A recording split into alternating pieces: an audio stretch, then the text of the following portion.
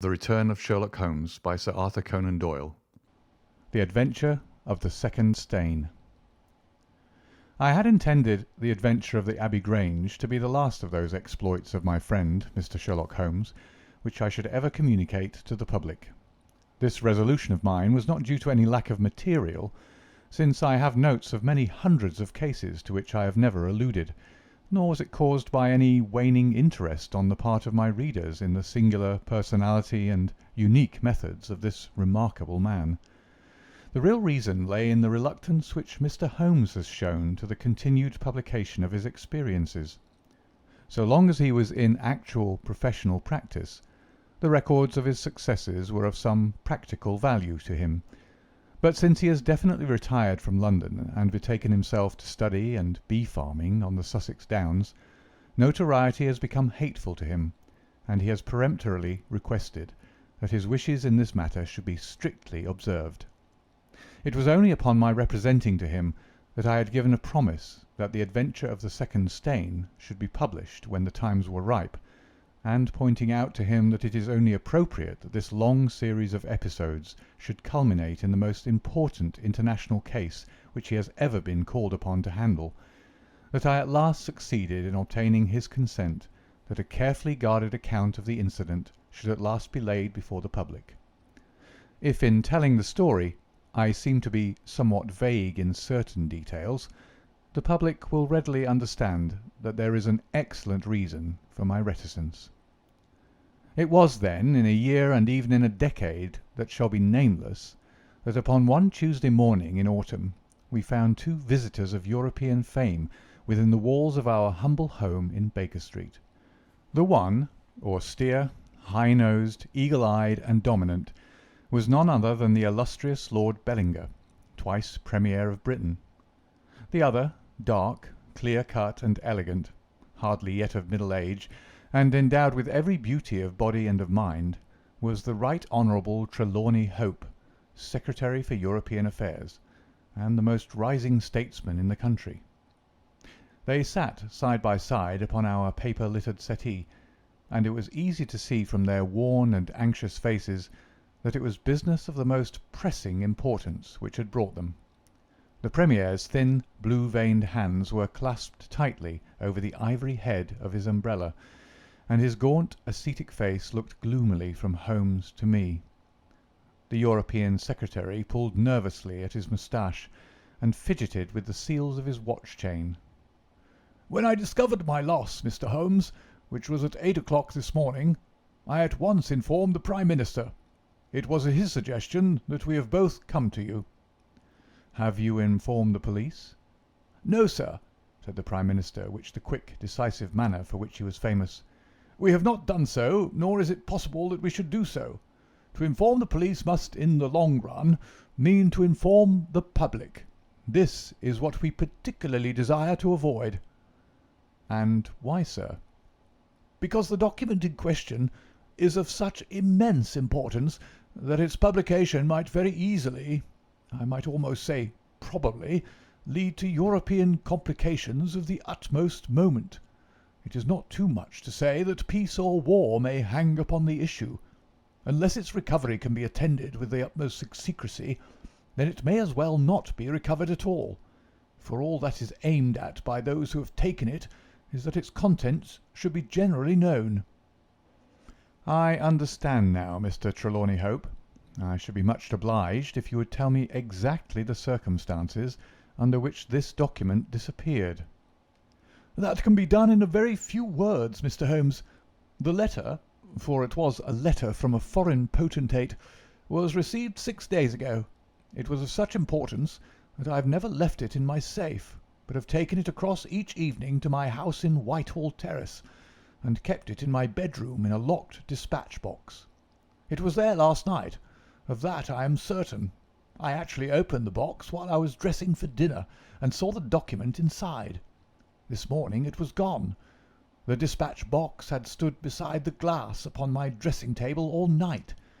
I'm a light sleeper, and so is my wife. We're both prepared to swear that no one could have entered the room during the night, and yet I repeat that the paper is gone." What time did you dine?" "7:30. How long was it before you went to bed?" My wife had gone to the theatre. I waited up for her. It was 11:30 before we went to our room." Then for 4 hours the dispatch box had lain unguarded. "No one is ever permitted to enter that room save the housemaid in the morning and my valet or my wife's maid during the rest of the day. They are both trusty servants who have been with us for some time.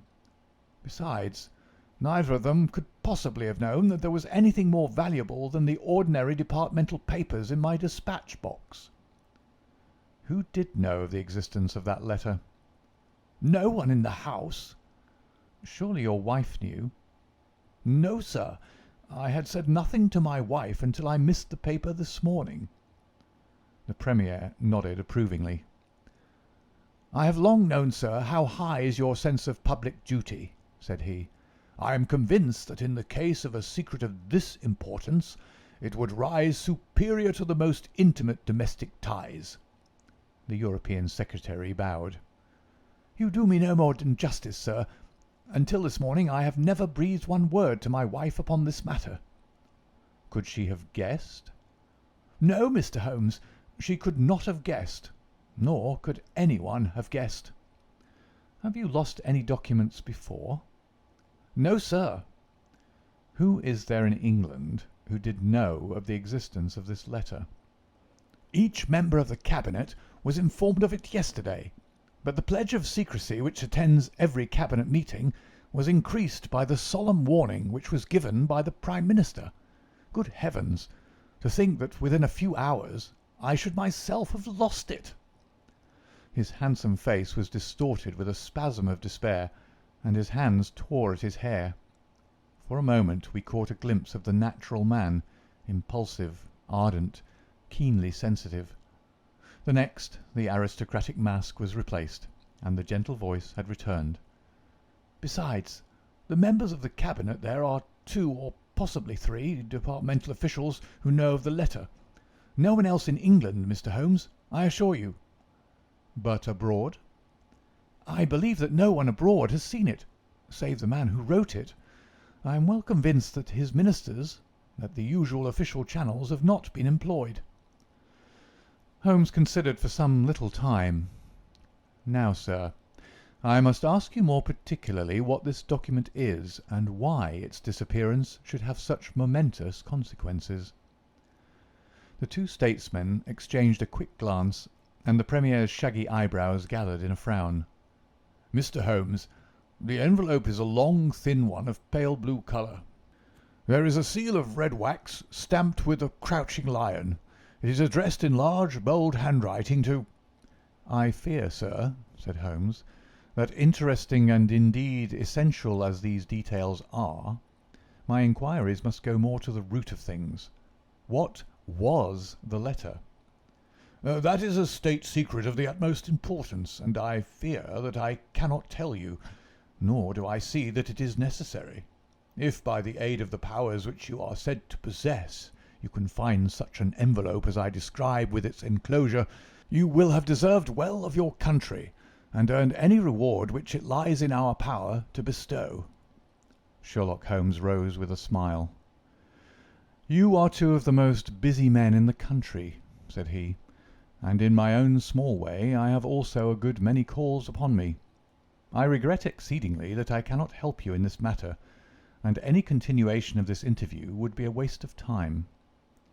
The Premier sprang to his feet with that quick, fierce gleam of his deep-set eyes before which a cabinet has cowered. "I am not accustomed, sir," he began, but mastered his anger and resumed his seat. For a minute or more we all sat in silence. Then the old statesman shrugged his shoulders. "We must accept your terms, Mr. Holmes. No doubt you are right, and it is unreasonable for us to expect you to act unless we give you your entire confidence." "I agree with you," said the younger statesman.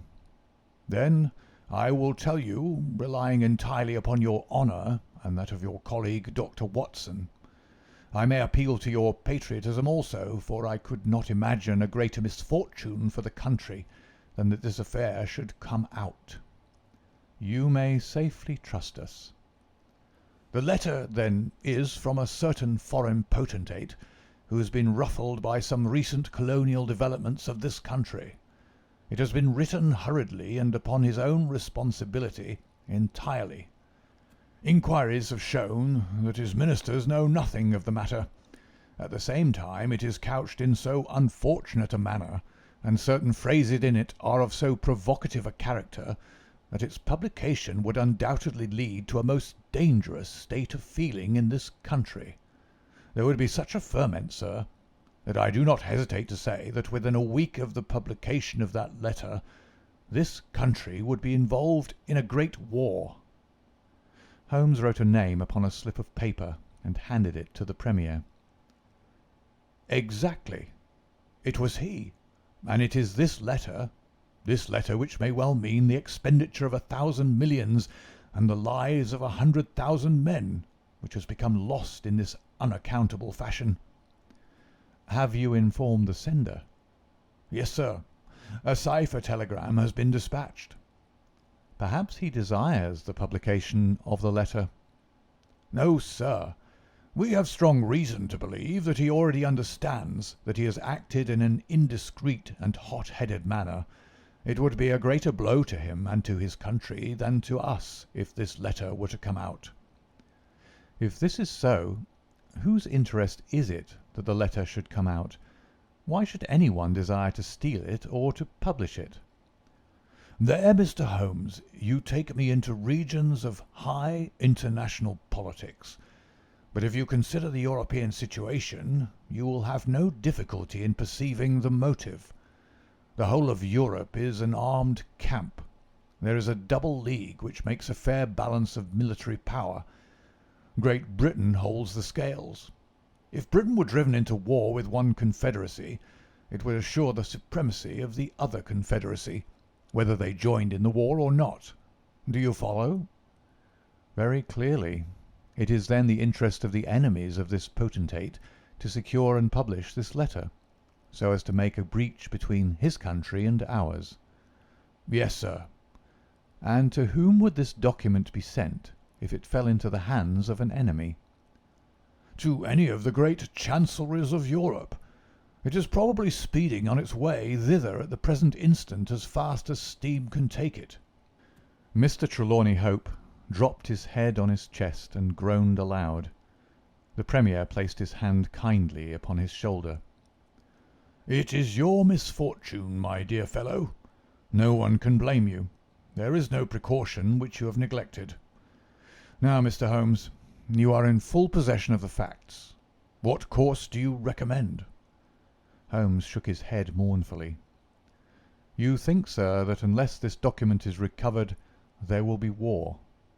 "I think it is very probable." "Then, sir, prepare for war." "That is a hard saying, Mr. Holmes." "Consider the fact, sir. It is inconceivable that it was taken after 11:30 at night, since I understand that Mr. Hope and his wife were both in the room from that hour until the loss was found out. It was taken, then, yesterday evening between 7:30 and 11:30, probably near the earlier hour, since whoever took it evidently knew that it was there, and would naturally secure it as early as possible. Now, sir, if a document of this importance were taken at that hour, where can it be now? No one has any reason to retain it. It has been passed rapidly on to those who need it. What chance have we now to overtake or even to trace it? It is beyond our reach." The Prime Minister rose from the settee. "What you say is perfectly logical, Mr. Holmes. I feel that the matter is indeed out of our hands." "Let us presume, for argument's sake, that the document was taken by the maid or by the valet." "They are both old and tried servants." "I understand you to say that your room is on the second floor, that there is no entrance from without, and that from within no one could go up unobserved. It must, then, be somebody in the house who has taken it. To whom would the thief take it? To one of several international spies and secret agents, whose names are tolerably familiar to me. There are 3 who may be said to be the heads of their profession. I will begin my research by going round and finding if each of them is at his post. If one is missing, especially if he has disappeared since last night, we will have some indication as to where the document has gone." "Why should he be missing?" asked the European Secretary. "He would take the letter to an embassy in London, as likely as not." "I fancy not. These agents work independently, and their relations with the embassies are often strained." The Prime Minister nodded his acquiescence. "I believe you're right, Mr. Holmes. He would take so valuable a prize to headquarters with his own hands. I think that your course of action is an excellent one. Meanwhile, hope we cannot neglect all our other duties on account of this one misfortune. Should there be any fresh developments during the day, we shall communicate with you, and you will no doubt let us know the results of your own inquiries." The two statesmen bowed and walked gravely from the room. When our illustrious visitors had departed, Holmes lit his pipe in silence, and sat for some time lost in the deepest thought. I had opened the morning paper, and was immersed in a sensational crime which had occurred in London the night before, when my friend gave an exclamation, sprang to his feet, and laid his pipe down upon the mantelpiece. "Yes," said he, "there is no better way of approaching it. The situation is desperate, but not hopeless. Even now, if we should be sure which of them has taken it, it is just possible that it has not yet passed out of his hands. After all, it is a question of money with these fellows, and I have the British Treasury behind me. If it's on the market, I'll buy it. If it means another penny on the income tax, it is inconceivable that the fellow might hold it back to see what bids come from this side before he tries his luck on the other. There are only those three capable of playing so bold a game. There are Oberstein, La Rothière, and Eduardo Lucas. I will see each of them." I glanced at my morning paper. "Is that Eduardo Lucas of Godolphin Street?" "Yes." "You will not see him." "Why not?" "He was murdered in his house last night." My friend has so often astonished me in the course of our adventures that it was with a sense of exultation that I realized how completely I had astonished him. He stared in amazement, and then snatched the paper from my hands. This was the paragraph which I had been engaged in reading when he rose from his chair. "Murder in Westminster. A crime of mysterious character was committed last night at 16 Godolphin Street, one of the old-fashioned and secluded rows of 18th century houses which lie between the river and the Abbey, almost in the shadow of the great tower of the Houses of Parliament. This small but select mansion has been inhabited for some years by Mr. Eduardo Lucas, well known in society circles, both on account of his charming personality and because he has the well-deserved reputation of being one of the best amateur tenors in the country. Mr. Lucas is an unmarried man, 34 years of age, and his establishment consists of Mrs. Pringle, an elderly housekeeper, and of Mitten, his valet. The former retires early and sleeps at the top of the house. The valet was out for the evening, visiting a friend at Hammersmith. From 10 o'clock onward, Mr. Lucas had the house to himself. What occurred during that time has not yet transpired, but at 11:45, Police Constable Barrett, passing along Godolphin Street, observed that the door of number 16 was ajar. He knocked, but received no answer. Perceiving a light in the front room, he advanced into the passage and again knocked, but without reply. He then pushed open the door and entered. The room was in a state of wild disorder, the furniture being all swept to one side, and one chair lying on its back in the centre. Beside this chair, and still grasping one of its legs, lay the unfortunate tenant of the house. He had been stabbed to the heart, and must have died instantly. The knife with which the crime had been committed was a curved Indian dagger, plucked down from a trophy of Oriental arms which adorned one of the walls.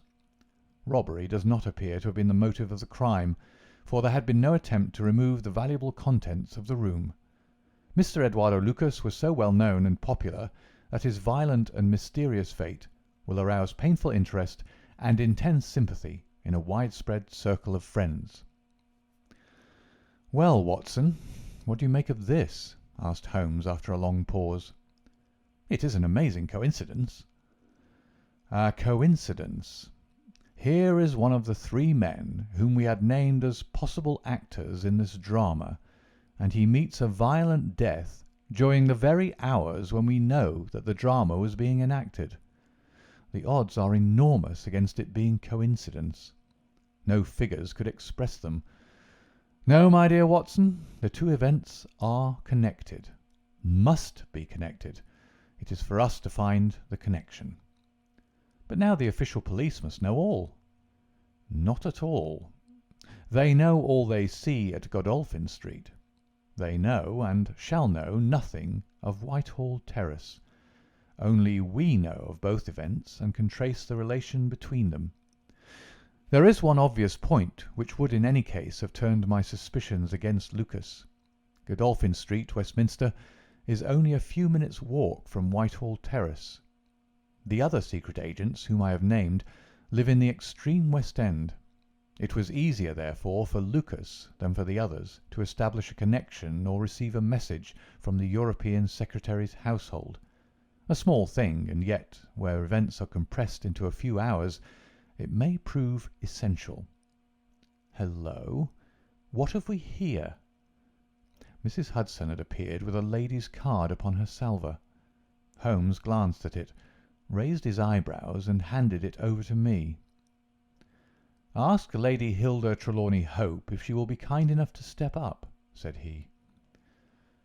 A moment later, our modest apartment, already so distinguished that morning, was further honoured by the entrance of the most lovely woman in London. I had often heard of the beauty of the youngest daughter of the Duke of Belminster, but no description of it, and no contemplation of colourless photographs, had prepared me for the subtle, delicate charm and the beautiful colouring of that exquisite head. And yet, as we saw it that autumn morning, it was not its beauty which would be the first thing to impress the observer. The cheek was lovely, but it was paled with emotion. The eyes were bright, but it was the brightness of fever. The sensitive mouth was tight and drawn in an effort after self-command.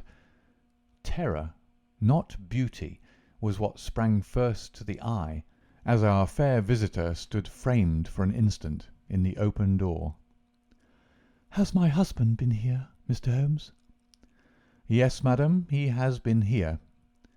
"Mr. Holmes, I implore you not to tell him that I came here." Holmes bowed coldly and motioned the lady to a chair. "Your ladyship places me in a very delicate position. I beg that you will sit down and tell me what you desire, but I fear that I cannot make any unconditional promise." She swept across the room and seated herself with her back to the window.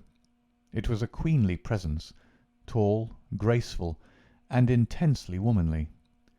"Mr. Holmes," she said, and her white-gloved hands clasped and unclasped as she spoke, "I will speak frankly to you, in the hopes that it may induce you to speak frankly in return.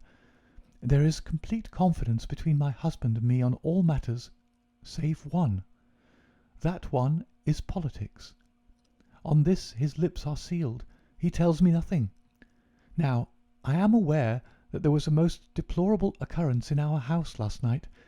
I know that a paper has disappeared, but because the matter is political, my husband refuses to take me into his complete confidence. Now it is essential, I say, that I should thoroughly understand it. You are the only other person, save only these politicians, who knows the true facts. I beg you then, Mr. Holmes, to tell me exactly what has happened and what it will lead to. Tell me all, Mr. Holmes. Let no regard for your client's interests keep you silent, for I assure you that his interests, if he would only see it, would be best served by taking me into his complete confidence. What was this paper which was stolen?" "Madam, what you ask me is really impossible." She groaned and sank her face in her hands. "You must see that it is so, madam. If your husband thinks fit to keep you in the dark over this matter, is it for me, who has only learned the true facts under the pledge of professional secrecy, to tell what he has withheld? It is not fair to ask it. It is him you must ask." "I have asked him. I came to you as a last resource. But without your telling me anything definite, Mr. Holmes, you may do a great service if you would enlighten me on one point." "What is it, madam?" "Is my husband's political career likely to suffer through this incident?" "Well, madam, unless it is set right, it may certainly have a very unfortunate effect." "Oh!" She drew in her breath sharply, as one whose doubts are resolved. "One more question, Mr. Holmes. From an expression which my husband dropped in the first shock of this disaster, I understood that terrible public consequences might arise from the loss of this document." "If he said so, I certainly cannot deny it."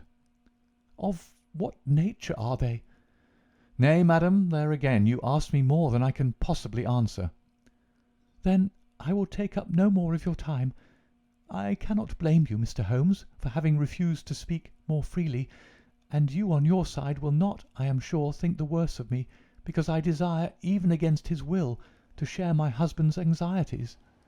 Once more I beg that you will say nothing of my visit."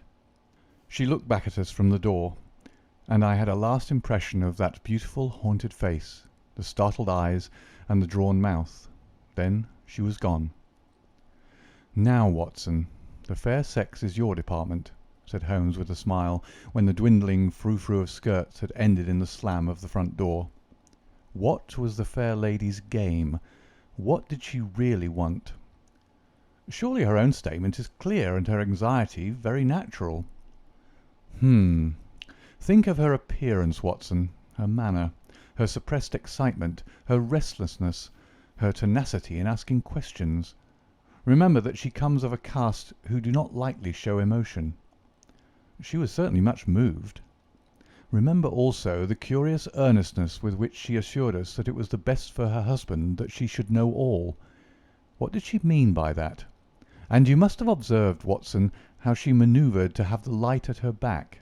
She did not wish us to read her expression. Yes, she chose the one chair in the room. And yet the motives of women are so inscrutable. You remember the woman at Margate whom I suspected for the same reason? No powder on her nose. That proved to be the correct solution. How can you build on such a quicksand? Their most trivial action may mean volumes, or their most extraordinary conduct may depend upon a hairpin or a curling tongs. Good morning, Watson. You are off? Yes, I will while away the morning at Godolphin Street with our friends of the regular establishment. With Eduardo Lucas lies the solution of our problem, though I must admit that I have not an inkling as to what form it may take. It is a capital mistake to theorize in advance of the facts. Do you stay on guard, my good Watson, and receive any fresh visitors. I'll join you at lunch if I am able. All that day and the next, Holmes was in a mood which his friends would call taciturn, and others morose. He ran out and ran in, smoked incessantly, played snatches on his violin, sank into reveries, devoured sandwiches at irregular hours, and hardly answered the casual questions which I put to him. It was evident to me that things were not going well with him or his quest.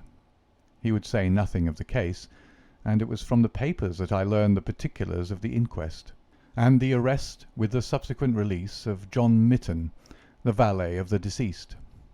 The coroner's jury brought in the obvious wilful murder, but the parties remained as unknown as ever. No motive was suggested. The room was full of articles of value, but none had been taken. The dead man's papers had not been tampered with. They were carefully examined, and showed that he was a keen student of international politics, an indefatigable gossip, a remarkable linguist, and an untiring letter-writer. He had been on intimate terms with the leading politicians of several countries, but nothing sensational was discovered among the documents which filled his drawers. As to his relations with women, they appeared to have been promiscuous but superficial. He had many acquaintances among them, but few friends and no one whom he loved. His habits were regular, his conduct inoffensive. His death was an absolute mystery, and likely to remain so. As to the arrest of John Mitten, the valet, it was a counsel of despair as an alternative to absolute inaction. But no case could be sustained against him. He had visited friends in Hammersmith that night. The alibi was complete. It is true that he started home at an hour which would have brought him to Westminster before the time when the crime was discovered, but his own explanation that he had walked part of the way seemed probable enough in view of the fineness of the night. He had actually arrived at 12 o'clock, and appeared to be overwhelmed by the unexpected tragedy. He had always been on good terms with his master. Several of the dead man's possessions, notably a small case of razors, had been found in the valet's boxes, but he explained that they had been presents from the deceased, and the housekeeper was able to corroborate the story. Mitten had been in Lucas's employment for 3 years. It was noticeable that Lucas did not take Mitten on the continent with him. Sometimes he visited Paris for 3 months on end, but Mitten was left in charge of the Godolphin Street house. As to the housekeeper, she had heard nothing on the night of the crime. If her master had a visitor, he had himself admitted him. So for 3 mornings the mystery remained, so far as I could follow it in the papers. If Holmes knew more, he kept his own counsel. But as he told me that Inspector Lestrade had taken him into his confidence in the case, I knew that he was in close touch with every development. Upon the 4th day there appeared a long telegram from Paris, which seemed to solve the whole question.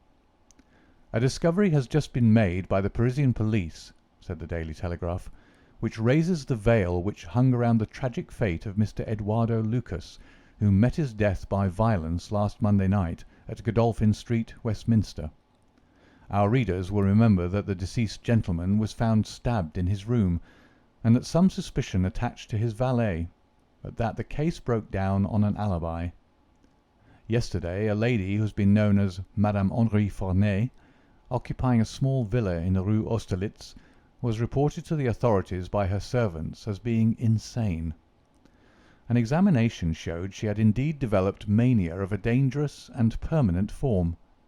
On inquiry, the police have discovered that Madame Henri Forney only returned from a journey to London on Tuesday last, and there is evidence to connect her with the crime at Westminster. A comparison of photographs has proved conclusively that Monsieur Henri Forney and Eduardo Lucas were really one and the same person, and that the deceased had for some reason lived a double life in London and Paris. Madame Forney, who is of Creole origin, is of an extremely excitable nature, and has suffered in the past from attacks of jealousy which have amounted to frenzy. It is conjectured that it was in one of these that she committed the terrible crimes which has caused such a sensation in London. Her movements upon the Monday night have not yet been traced, but it is undoubted that a woman answering to her description attracted much attention at Charing Cross Station on Tuesday morning by the wildness of her appearance and the violence of her gestures. It is probable, therefore, that the crime was either committed when insane, or that its immediate effect was to drive the unhappy woman out of her mind. At present she is unable to give any coherent account of the past, and the doctors hold out no hopes of the re-establishment of her reason. There is evidence that a woman who might have been Madame Forney was seen for some hours upon Monday night, watching the house in Godolphin Street. What do you think of that, Holmes? I had read the account aloud to him while he finished his breakfast. My dear Watson, said he, as he rose from the table and paced up and down the room, you are most long-suffering, but if I have told you nothing in the last 3 days, it is because there is nothing to tell. Even now this report from Paris does not help us much. Surely it is final as regards the man's death. The man's death is a mere incident, a trivial episode, in comparison with our real task, which is to trace this document and save a European catastrophe. Only one important thing has happened in the last 3 days, and that is that nothing has happened. I get reports almost hourly from the government, and it is certain that nowhere in Europe is there any sign of trouble. Now, if this letter were loose— no, it can't be loose. But if it isn't loose, where can it be? Who has it? Why is it held back? That's the question that beats in my brain like a hammer. Was it indeed a coincidence that Lucas should meet his death on the night when the letter disappeared? Did the letter ever reach him? If so, why is it not among his papers? Did this mad wife of his carry it off with her? If so, is it in her house in Paris? How could I search for it without the French police having their suspicions aroused? It is a case, my dear Watson, where the law is as dangerous to us as the criminals are. Every man's hand is against us, and yet the interests at stake are colossal. Should I bring it to a successful conclusion, it will certainly represent the crowning glory of my career. Ah, here is my latest from the front. He glanced hurriedly at the note which had been handed in. Hullo! Lestrade seems to have observed something of interest. Put on your hat, Watson, and we will stroll down together to Westminster. It was my first visit to the scene of the crime, a high, dingy, narrow-chested house, prim, formal, and solid, like the century which gave it birth. Lestrade's bulldog features gazed out at us from the front window, and he greeted us warmly when a big constable had opened the door and let us in. The room into which we were shown was that in which the crime had been committed, but no trace of it now remained, save an ugly, irregular stain upon the carpet. This carpet was a small square drugget in the centre of the room, surrounded by a broad expanse of beautiful old-fashioned wood flooring in square blocks, highly polished. Over the fireplace was a magnificent trophy of weapons, one of which had been used on that tragic night. In the window was a sumptuous writing desk, and every detail of the apartment, the pictures, the rugs, and the hangings, all pointed to a taste which was luxurious to the verge of effeminacy. "Seen the Paris news?" asked Lestrade. Holmes nodded. "Our French friends seem to have touched the spot this time. No doubt it's just as they say. She knocked at the door. Surprise visit, I guess, for he kept his life in watertight compartments. He let her in, couldn't keep her in the street. She told him how she had traced him, reproached him. One thing led to another, and then with that dagger so handy, the end soon came. It wasn't all done in an instant, though, for these chairs were all swept over yonder, and he had one in his hand as if he'd tried to hold her off with it. We've got it all clear as if we can see it." Holmes raised his eyebrows. "And yet you have sent for me." "Oh, yes, that's another matter. A mere trifle, but the sort of thing you take an interest in. Queer, you know, and what you might call freakish. There's nothing to do with the main fact. Can't have on the face of it." "What is it, then?" "Well, you know, after a crime of this sort, we're very careful to keep things in their position. Nothing's been moved. Officer in charge here day and night.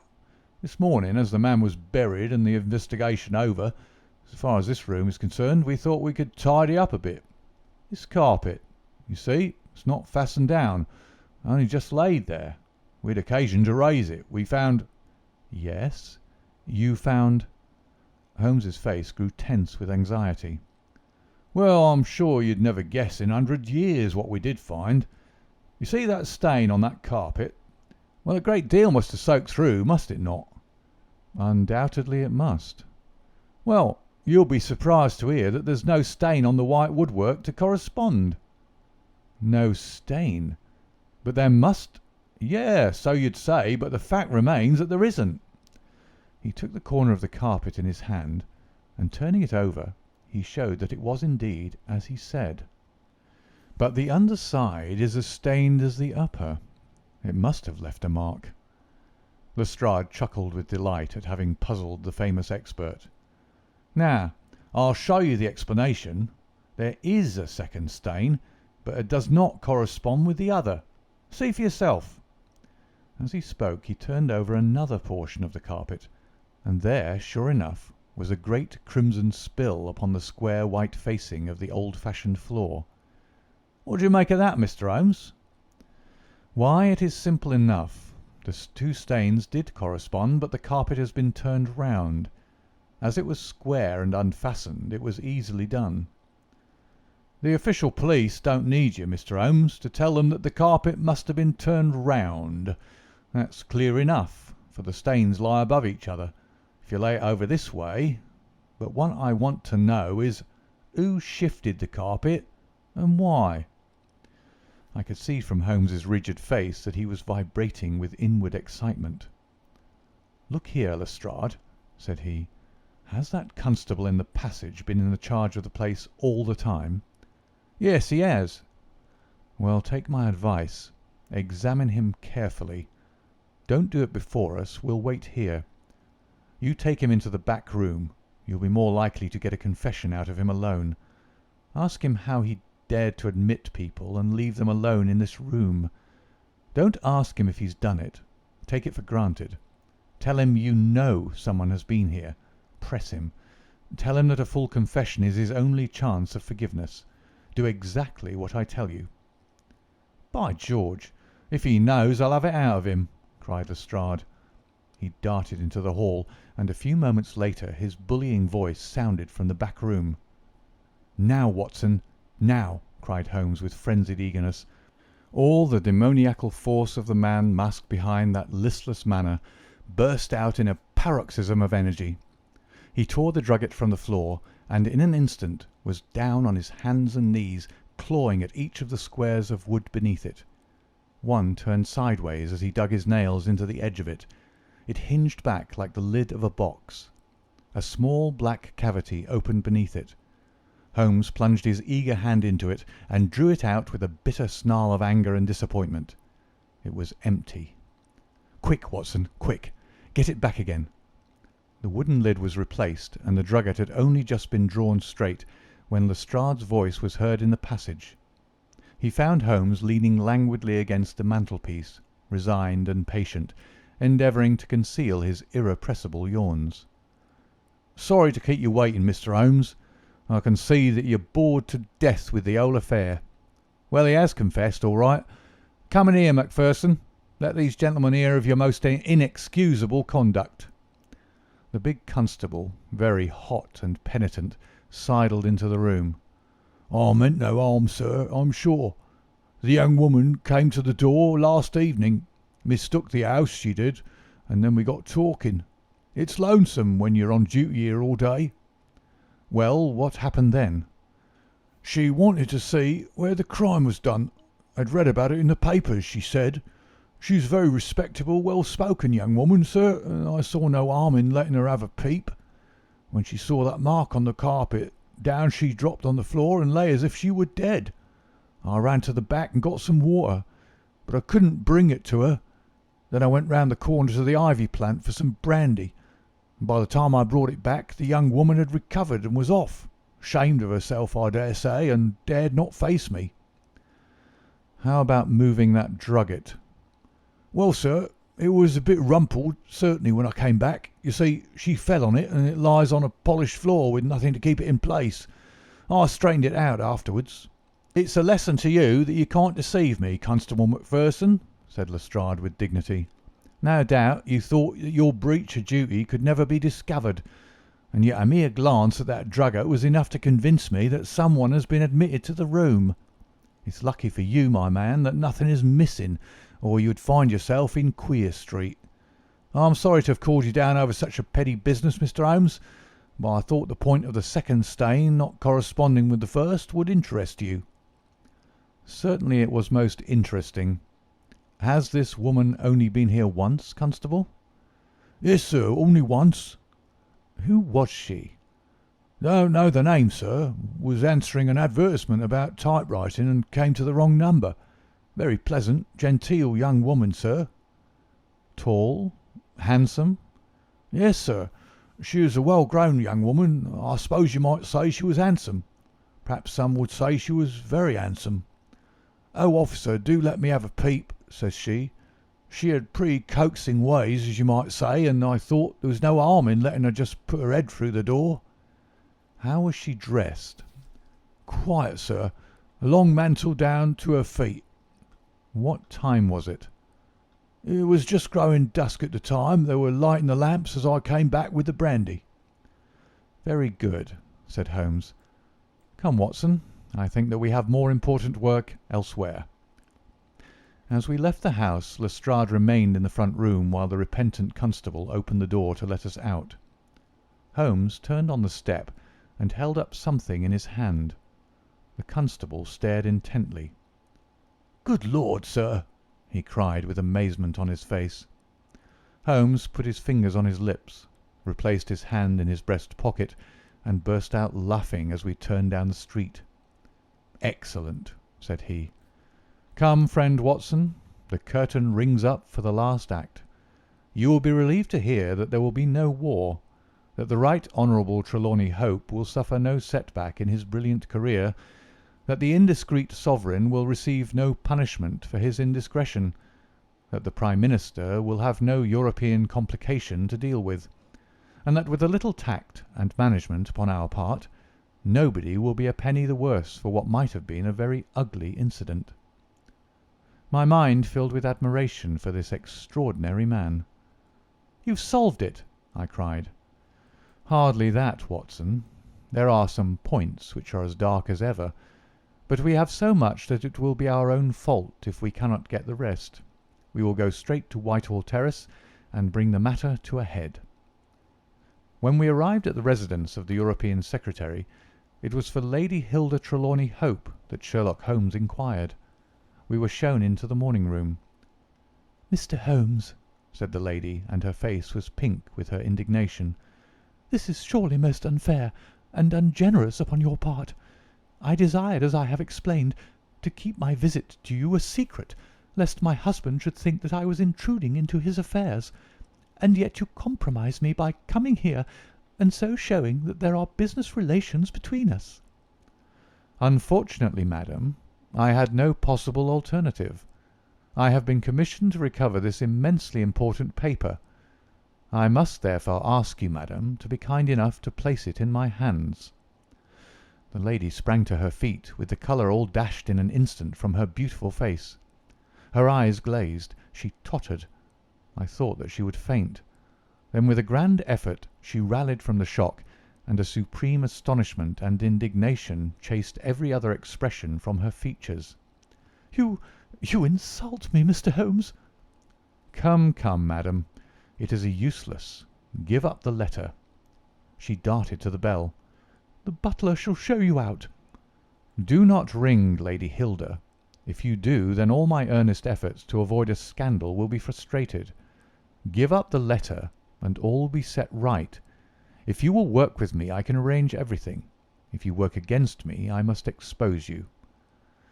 She stood grandly defiant, a queenly figure, her eyes fixed upon his as if she would read his very soul. Her hand was on the bell, but she had forborne to ring it. "You are trying to frighten me. It is not a very manly thing, Mr. Holmes, to come here and browbeat a woman. You say that you know something. What is it that you know?" "Pray sit down, madam.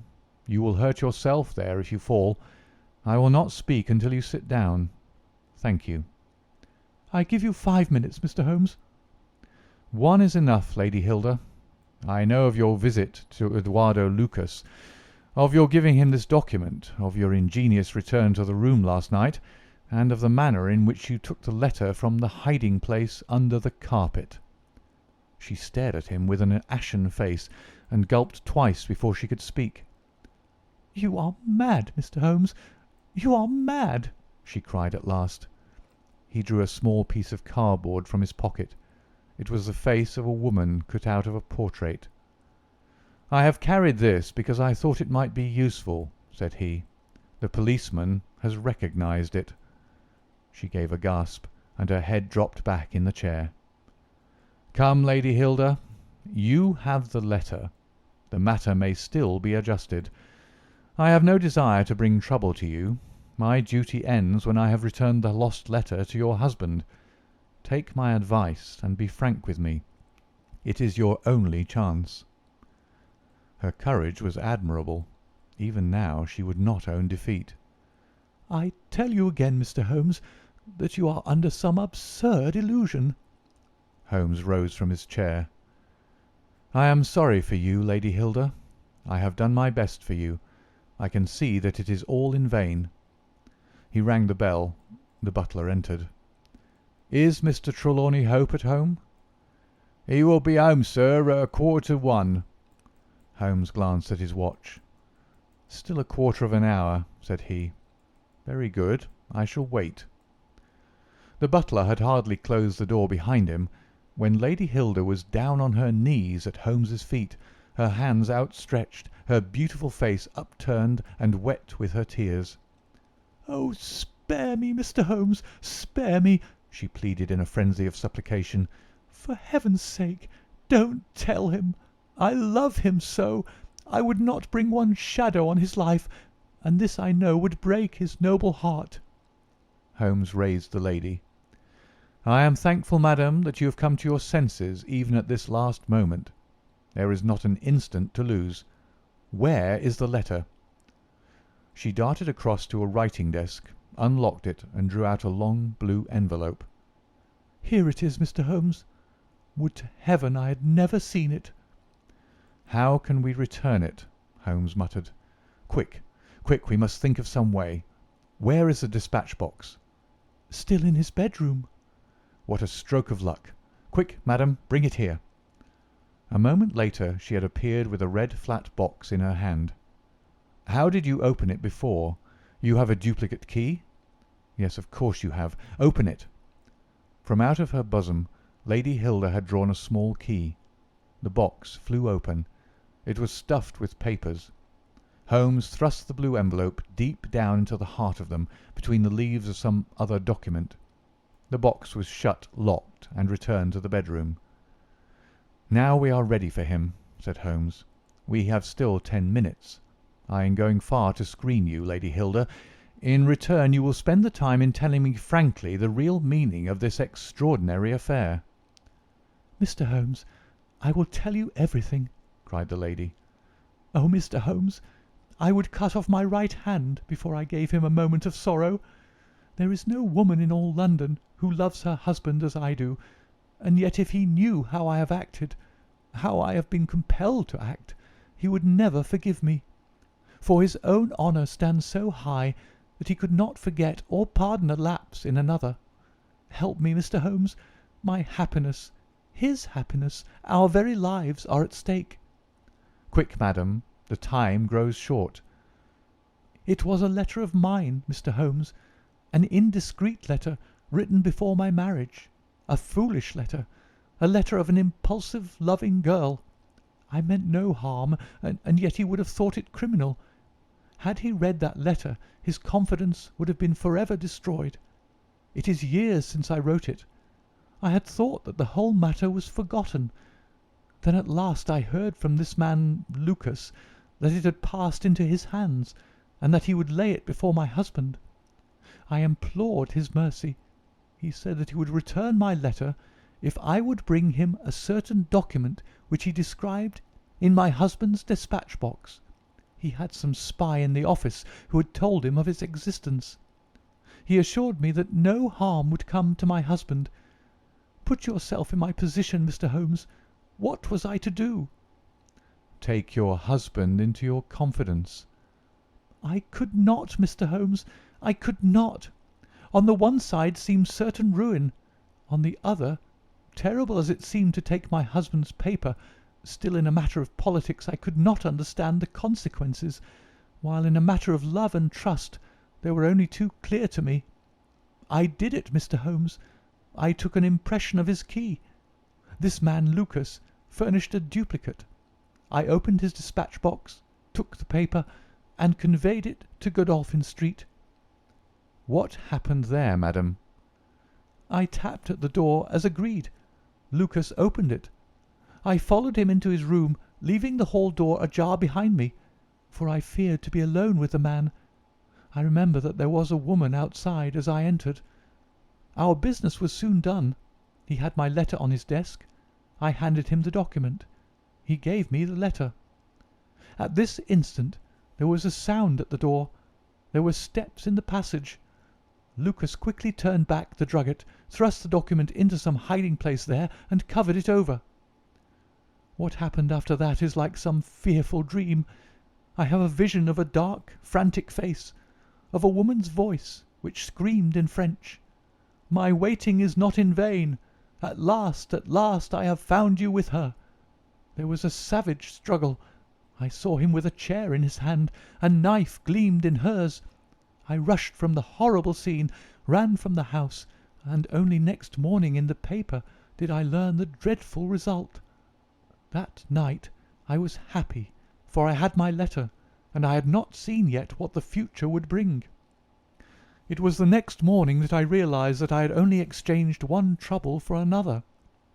My husband's anguish at the loss of his paper went to my heart. I could hardly prevent myself from then kneeling down at his feet and telling him what I had done. But that again would mean a confession of the past. I came to you that morning in order to understand the full enormity of my offence.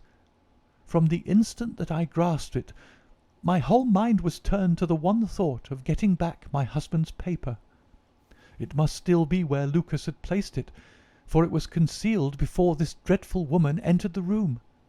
If it had not been for her coming, I should not have known where his hiding place was. How was I to get into the room? For 2 days I watched the place, but the door was never left open. Last night I made a last attempt. What I did and how I succeeded you have already learned. I brought the paper back with me and thought of destroying it, since I could see no way of returning it without confessing my guilt to my husband. Heavens, I hear his step upon the stair. The European secretary burst excitedly into the room. "Any news, Mr. Holmes? Any news?" he cried. "I have some hopes." "Oh, thank heaven!"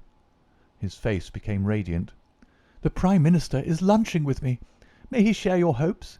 He has nerves of steel, and yet I know that he has hardly slept since this terrible event. Jacobs, will you ask the Prime Minister to come up? As to you, dear, I fear that this is a matter of politics. We will join you in a few minutes in the dining-room." The Prime Minister's manner was subdued, but I could see by the gleam of his eyes and the twitchings of his bony hands that he shared the excitement of his young colleague. "I understand that you have something to report, Mr. Holmes." "Purely negative as yet," my friend answered. "I have inquired at every point where it might be, and I am sure that there is no danger to be apprehended." "But that is not enough, Mr. Holmes. We cannot live forever on such a volcano. We must have something definite." "I am in hopes of getting it. That is why I am here. The more I think of the matter, the more convinced I am that the letter has never left this house." "Mr. Holmes!" "If it had, it would have certainly been public by now." "But why should anyone take it in order to keep it in this house?" "I am not convinced that anyone did take it." "Then how could it leave the dispatch box?" "I am not convinced that it ever did leave the dispatch box." "Mr. Holmes, this joking is very ill-timed. You have my assurance that it left the box." "Have you examined the box since Tuesday morning?" "No, it was not necessary." "You may conceivably have overlooked it." "Impossible, I say." "But I am not convinced of it. I have known such things to happen. I presume there are other papers there. Well, it may have got mixed up with them." "It was on the top." "Someone may have shaken the box and displaced it." No, I had everything out." "Surely it is easily decided, Hope," said the Premier. "Let us have the dispatch box brought in." The secretary rang the bell. "Jacobs, bring down my dispatch box. This is a farcical waste of time, but still, if nothing else will satisfy you, it shall be done. Thank you, Jacobs. Put it here. I have always had the key on my watch chain. Here are the papers, you see. A letter from Lord Merrow, report from Sir Charles Hardy, memorandum from Belgrade, note on the Russo-German grain taxes, letter from Madrid, note from Lord Flowers. Good heavens! What is this? Lord Bellinger! Lord Bellinger!" The Premier snatched the blue envelope from his hand. "Yes, it is it. And the letter is intact, Hope. I congratulate you." Thank you, thank you. What a weight from my heart. But this is inconceivable. Impossible. Mr. Holmes, you're a wizard, a sorcerer. How did you know it was there?" "Because I knew it was nowhere else." "I cannot believe my eyes." He ran wildly to the door.